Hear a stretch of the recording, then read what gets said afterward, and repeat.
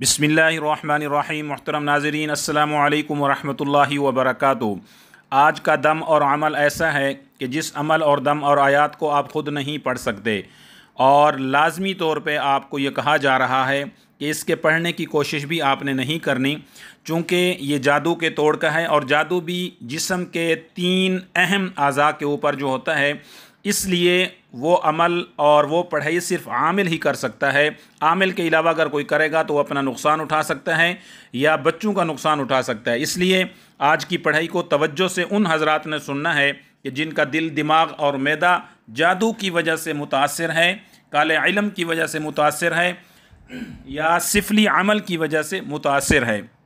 दिल के ऊपर जब जादू का मसला होता है तो दिल में बेवजह घबराहट होती है, धड़कन तेज़ हो जाती है, बेसुकूनी, दिल का बोझल लगना, नमाज या ज़िक्र में दिल ना लगना,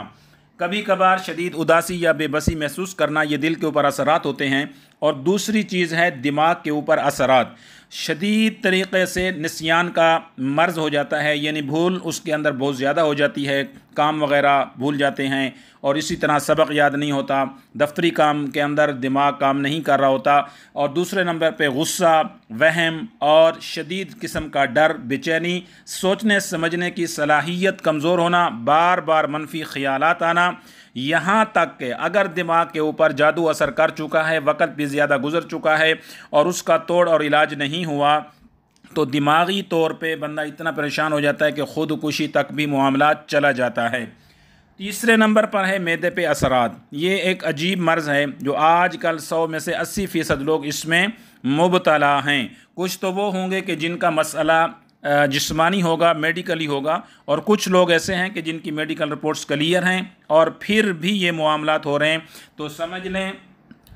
तो फिर आप समझ लें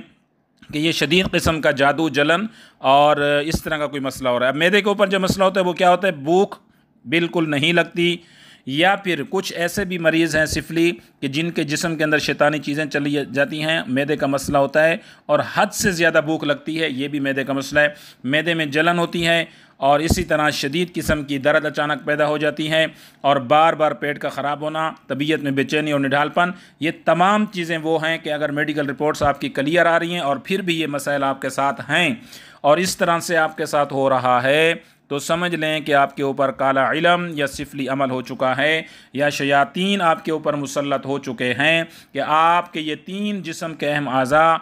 इबलीसी क़ुव्वतों के कब्ज़े में हैं, मनफी क़ुव्वतों के कब्ज़े में हैं, मख्फ़ी मखलूक़ात आपके साथ चल रही है, आपके साथ खा पी रही है और वो अपने असरात आपके खाने पीने की अशिया के ज़रिए से आपके जिस्म में डाल रहे हैं, जिससे नुकसान पैदा हो रहा है।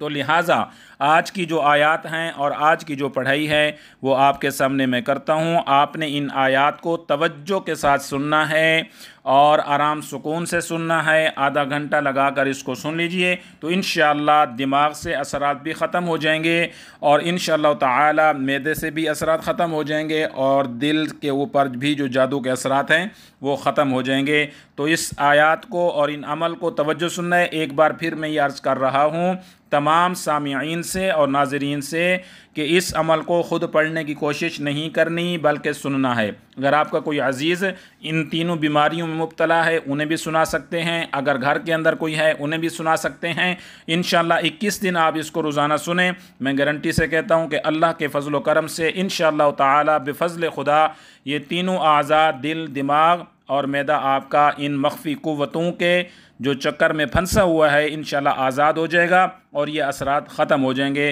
तो अब तवज्जो के साथ ये आयात और कलाम आप सुनें। औज़ु बिल्लाहि मिनश शैतानिर रजीम, बिस्मिल्लाहिर रहमानिर रहीम। वत्तबअू मा तत्लुश शयातीनु अला मुल्कि सुलैमान वमा कफ़र सुलैमान वलाकिन्न शयातीन कफ़रू युअल्लिमूना अन्नास अस्सिह्र वमा उन्ज़िल अलल मलकैनि बिबाबिल हारूत व मारूत وما يعلمان من أحد حتى يقولا إنما نحن فتنة فلا تكفر فيتعلمون منهما ما يفرقون به بين المرء وزوجه وما هم بضارين به من أحد إلا بإذن الله ويتعلمون ما يضرهم ولا ينفعهم ولقد علموا لمن اشتراه ما له في الآخرة من خلاق ولبئس ما شروا به أنفسهم لو كانوا يعلمون. بسم الله الرحمن الرحيم. واتبعوا ما تتلو الشياطين على ملك سليمان وما كفر سليمان ولكن الشياطين كفروا يعلمون الناس السحر وما أنزل على الملكين ببابل هاروت وماروت وما يعلمان من أحد حتى يقولا إنما نحن فتنة فلا تكفر فيتعلمون منهما ما يفرقون به بين المرء وزوجه وما هم بضارين به من أحد إلا بإذن الله ويتعلمون ما يضرهم ولا ينفعهم ولقد علموا لمن اشتراه ما له في الآخرة من خلاق ولبئس ما شروا به أنفسهم لو كانوا يعلمون. بسم الله الرحمن الرحيم. واتبعوا ما تتلو الشياطين على ملك سليمان وما كفر سليمان ولكن الشياطين كفروا يعلمون الناس السحر وما أنزل على الملكين ببابل هاروت وماروت وما يعلمان من أحد حتى يقولا إنما نحن فتنة فلا تكفر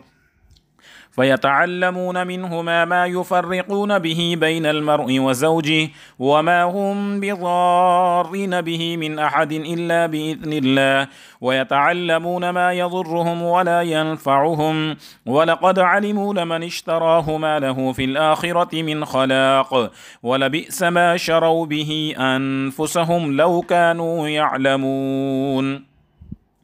بسم الله الرحمن الرحيم. واتبعوا ما تتلو الشياطين على ملك سليمان وما كفر سليمان ولكن الشياطين كفروا يعلمون الناس السحر وما أنزل على الملكين ببابل هاروت وماروت وما يعلمان من أحد حتى يقولا إنما نحن فتنة فلا تكفر فيتعلمون منهما ما يفرقون به بين المرء وزوجه وما هم بضارين به من أحد إلا بإذن الله ويتعلمون ما يضرهم ولا ينفعهم ولقد علموا لمن اشتراه ما له في الآخرة من خلاق ولبئس ما شروا به أنفسهم لو كانوا يعلمون.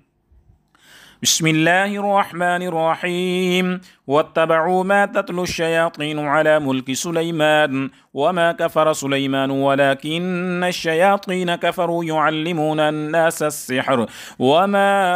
أنزل على الملكين ببابل هاروت وماروت وما يعلمان من أحد حتى يقولا إنما نحن فتنة فلا تكفر فيتعلمون منهما ما يفرقون به بين المرء وزوجه وما هم بضارين به من أحد إلا بإذن الله ويتعلمون ما يضرهم ولا ينفعهم ولقد علموا لمن اشتراه ما له في الآخرة من خلاق ولبئس ما شروا به أنفسهم لو كانوا يعلمون.